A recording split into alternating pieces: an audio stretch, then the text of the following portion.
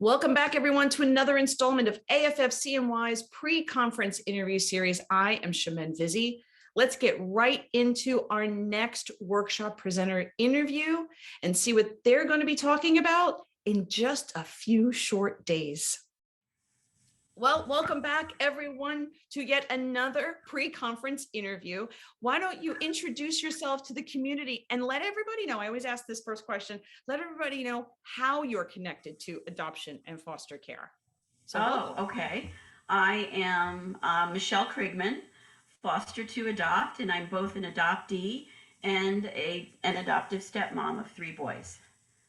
Okay, wow. So you are a writer, blogger, everything. What made you decide to share your personal story and your journey to the public?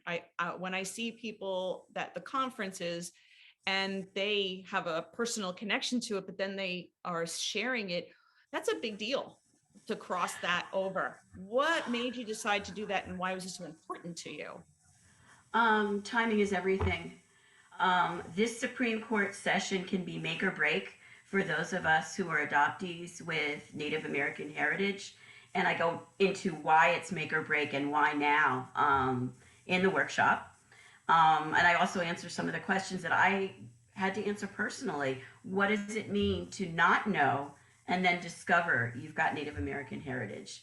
Adoptee or non-adoptee, what does that mean, and what are the limits of reclaiming it? And is that why, what made you decide to be, because this is like advocacy, so why did you over your years decide that this is important for me personally to speak out? I got the message 2 ways. Really, I grew up in the fog, not knowing and not asking about half of my heritage. And it was erased because I was born before the Indian Child Welfare Act. The Indian Child Welfare Act has a lot of parts to it that I go into, but for me, the immediate one was suddenly the adoption agency was no longer going to keep that out of my files. They knew and withheld that from my adoptive parents.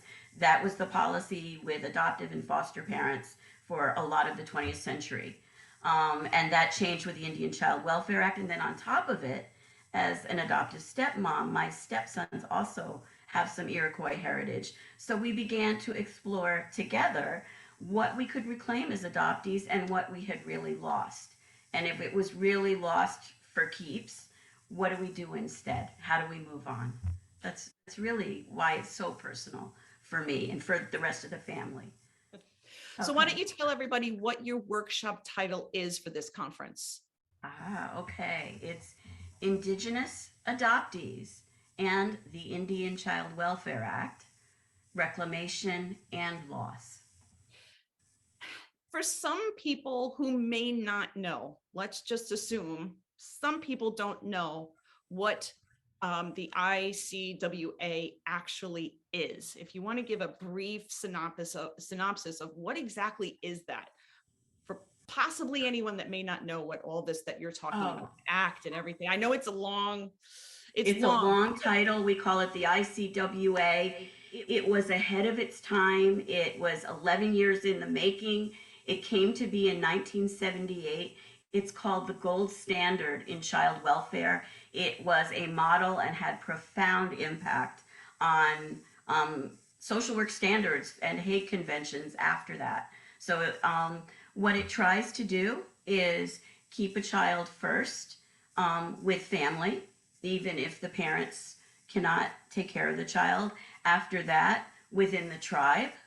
And after that, with other indigenous people, because very often different tribes and clans are on the same reservation. And so there's a chance to still be in that culture and be part of the language and the history. And then after that, to place with whatever foster or adoptive parents are available. It's not about, and the opponents on the right, and it is a cultural kind of bouncy ball. It's very right-left kind of issue for whatever reason, but on the right, they say, oh, it'll keep children in dangerous situations. It doesn't do that. It's not about keeping a child with someone who's dangerous just because they're indigenous. It's you get the child out of a dangerous situation, but if and when you get to the point of adoption, then you look at these criteria. And for me, what that meant was you also don't hide my heritage from me. The policy until then was if you could whitewash someone, I look pretty white, right? You did. You tried to make them as white as you could. It was a way to sell us on the market as babies, if you will. This doesn't do that. This says, yeah, your heritage is important. We have rights to our heritage, and we won't take it away depending on what your ethnicity is. And that's the part that was profound for me and for my stepsons. Perfect. Thank you. Why do you feel everyone would benefit from listening to you and learning about this topic? It's interesting and it's beneficial because it's probably the first legislation that from start to finish keeps a laser focus on best interests of the child. Not best interests of the tribe, not best interests of prospective adoptive parents, but the best interests of the child. And it's the first piece of legislation that did that, and it's a wonderful source to go back to. If you wanted to get great boilerplate, it's great boilerplate. If you're Native American but not a citizen of a tribe, it still helps you. And it really gets into what the differences are, what it means for the tribes to have a voice in how their children are placed. And so it's fascinating, and it really is the gold standard of child welfare. Awesome. Is there anything you would like to end off with to let everybody know a little bit more about what you're talking about? Or Most of us adoptive parents or adoptees who have tribal heritage do not have tribal citizenship, but it's still our heritage. And so what you need to know as a parent is sometimes that means your kid may get rejected by the tribe. There is rejection if you don't meet the standards, perhaps, of tribal citizenship, even though it might be your heritage. And that's something that we need to support our kids on if they encounter that.